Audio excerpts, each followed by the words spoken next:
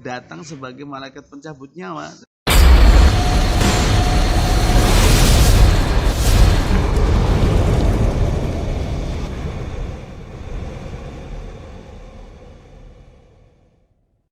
Assalamualaikum warahmatullahi wabarakatuh. Sahabat sekalian, apa kabar? Mudah-mudahan Anda selalu dalam keadaan yang prima dan siap menjemput kebaikan-kebaikan pada hari ini. Baik, pada kesempatan sore hari ini Abi ingin bercerita tentang salah satu pengalaman paling menarik Abi ketika saya diundang untuk menjadi seorang pembicara di sebuah acara semacam workshop begitu yang diadakan oleh sebuah perusahaan multinasional yang bergerak di bidang FMCG. Hari itu saya ditelepon oleh koordinator acara dan tentu saja saya tidak serta-merta menerima itu, tetapi saya ingin tahu apa yang harus saya lakukan dan sebagainya. Maka saya pun mengundang beliau untuk datang ke rumah untuk berdiskusi tentang materi yang sekiranya cocok. Dan kita mendiskusikan beberapa hal yang akan kami sampaikan nantinya di workshop tersebut. Kami menyepakati bahwa program itu didesain sebagai acara talk show dan saya harus berbicara sekitar 1 jam untuk paparan dan diberi waktu 30 menit untuk question and answers. Maka pada hari yang ditentukan saya pun hadir di sana. Saya ingat sekali di sebuah hotel di dekat Semarang. Saya nggak tahu tepatnya di mana, tapi di daerah dekat Semarang sana. Dan sebelum acara itu dimulai, saya minta dipertemukan dengan orang yang paling dianggap sesepuh lah, paling dianggap senior di antara peserta yang mengikuti acara tersebut. Maka ketika kami bertemu setelah ngobrol sana sini, saya menyampaikan, Pak, mohon maaf nih, kalau nanti ini yang diminta adalah hal-hal yang terkait dengan teori, dengan hal-hal yang sifatnya analisis dan sebagainya, mohon maaf, saya bukan ahlinya dan saya bukan orang yang membidangi hal itu. Tetapi kalau yang Bapak inginkan dan juga teman-teman inginkan adalah sharing pengalaman dan sebagainya, saya siap insya Allah. Maka beliau pun malah mengiyakan. Nah, ini yang kami cari Pak sebetulnya gitu. Dan beberapa menit berlalu kami pun sudah harus masuk ke ruang talk show tersebut. Dan saya tentu saja oleh host diperkenalkan. Di menit pertama semuanya berjalan ya biasa ya, belum hangat gitu. Nah, saya berusaha untuk melakukan semacam ice breaking, tetapi di menit ketiga saya ingat sekali suasana sudah sangat cair dan saya bisa mendeliver ide-ide yang saya sampaikan itu dengan sangat baik. Waktu berjalan diskusi juga seru. Sang host ini juga sangat cerdas dalam memberikan pertanyaan-pertanyaannya kepada kami, dan hari itu saya sengaja tidak membawa laptop, tidak membawa peralatan. Saya hanya membawa sebuah pulpen dan kertas saja untuk mengantisipasi kalau ada pertanyaan. Saya ingin tahu seberapa orang itu tertarik terhadap saya, karena dalam kesempatan-kesempatan yang lain saya biasanya membawa laptop, saya paparkan dan sebagainya menggunakan PowerPoint. Maka hari itu saya pengen tahu seberapa besar, seberapa kuat, seberapa tinggi power saya tentang poin-poin yang saya berikan tanpa harus mendeliver itu dengan PowerPoint.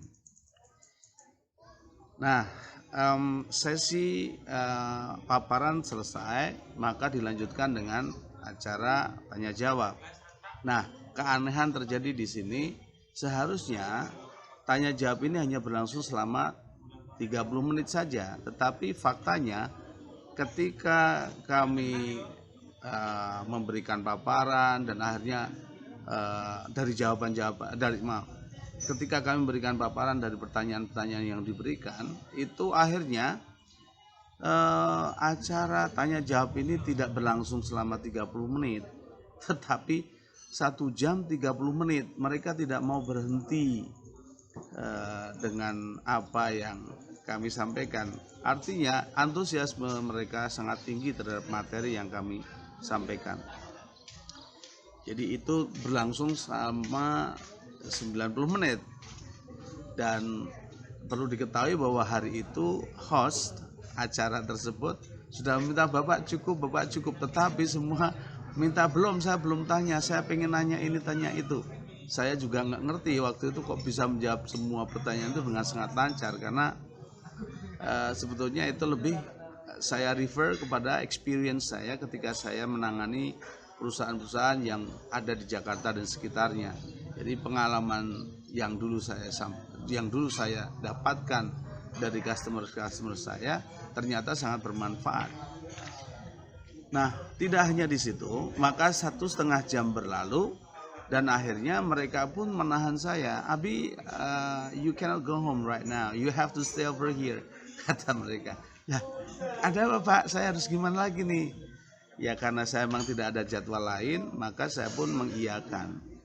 Pada saat itu teman-teman peserta ini meminta saya untuk meng-guide mereka untuk melakukan FGD, tetapi saya bilang jangan saya yang meng-guide, teman-teman aja di antara teman-teman semuanya. Mungkin saya bisa berikan beberapa pertanyaan yang bisa lead ke poin-poin yang harus disepakati. Disetujui enggak ini? Kalau disetujui saya akan berikan. Maka mereka semuanya setuju dan akhirnya saya berikan. Tapi terutama sang senior ini menahan saya, pokoknya Abi nggak boleh pulang. Abi harus di sini dulu menyaksikan kami membuat keputusan-keputusan yang strategis untuk perbaikan kami semuanya. Oh ya siap, saya bilang. Karena memang sekali lagi saya tidak ada agenda lain pada hari itu. Saya sudah free-kan dari semua kegiatan. Dan diskusi pun seru sekali terjadi. Saya sampaikan pada waktu itu, silahkan diskusi antar teman, antar tim ini. Saya kasih waktu 20 menit. Lalu 30 menit itu saya berikan paparan, karena waktu itu kita bagi menjadi 4 grup, dan terakhir sisa waktunya yaitu 20 menit terus berapa 30 menit dan 10 menit terakhir adalah konklusi dari diskusi tersebut. Dan itu berlangsung sangat menarik, sangat dinamis, dan di akhir pertemuan kami semua, kami bisa memutuskan sesuatu yang luar biasa menurut mereka, dan saya pun juga merasa kaget. Itu keputusan yang bagus sekali untuk kemajuan teman-teman yang mengikuti workshop tersebut. Nah, di sini apa sebetulnya rahasianya? Kok bisa mereka menahan saya? Yang harusnya bicara 1,5 jam, seharusnya di sana hanya 1,5 jam. Akhirnya ditahan sampai 3,5 jam. Nah, pasti ada hal yang luar biasa. Jadi kalau kemarin kita bicara tentang halo effect, ini tentang wow effect.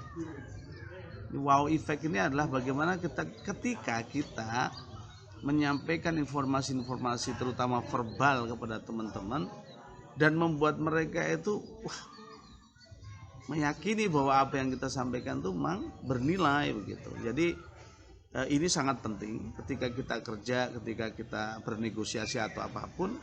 Saya kira kita perlu memiliki yang disebut dengan wow effect ini, ya. Jadi yang jelas kita harus menguasai materi, menguasai keadaan, sehingga kita bisa memberikan jawaban-jawaban yang baik atau pernyataan-pernyataan yang baik dan berkualitas ketika kita sedang memberikan paparan. Dan yang lucu waktu itu ketika session question and answers itu, di sana terjadi dinamika luar biasa. Dan saya ingat sekali pertanyaan paling menukik dari diskusi tersebut ketika question and answers itu adalah dari senior officer itu. Jadi tolong beri kami paparan bagaimana kami ini bisa diterima mudah oleh orang yang kami dalam tanda kutip awasi atau kami bina begitu. Nah, saya waktu itu menyampaikan begitu.